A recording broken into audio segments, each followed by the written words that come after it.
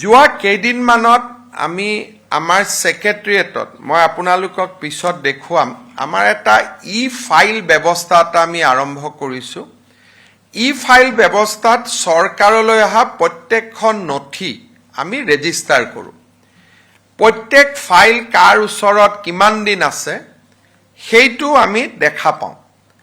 আৰু যিকোনো এখন কাগজ যদি মোৰ টেবুলত পৰি আছে ৰনোজ পেগুৰ টেবুলত পৰি আছে কোনোবা বিষয়াৰ ওচৰত বহি আছে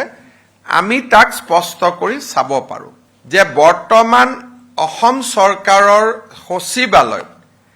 এনেকুৱা পেন্ডিং কাগজ বা ফাইলৰ সংখ্যা প্ৰায় 3 লাখতকৈ বেছি আছে 2 অক্টোবৰৰ পৰা প্ৰজেক্ট সদ্ভাৱনা বুলি আমি এটা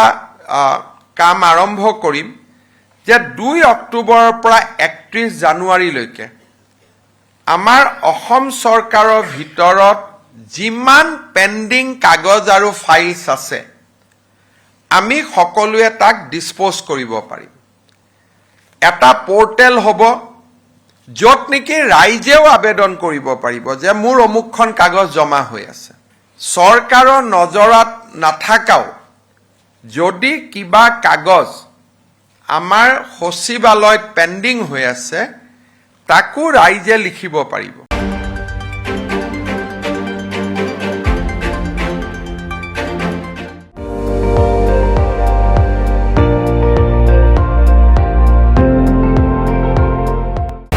আপুনি চাই আছে ND24 সৰ্বশ্ৰেষ্ঠ নহয় সৰ্বোত্তমৰ দৌৰ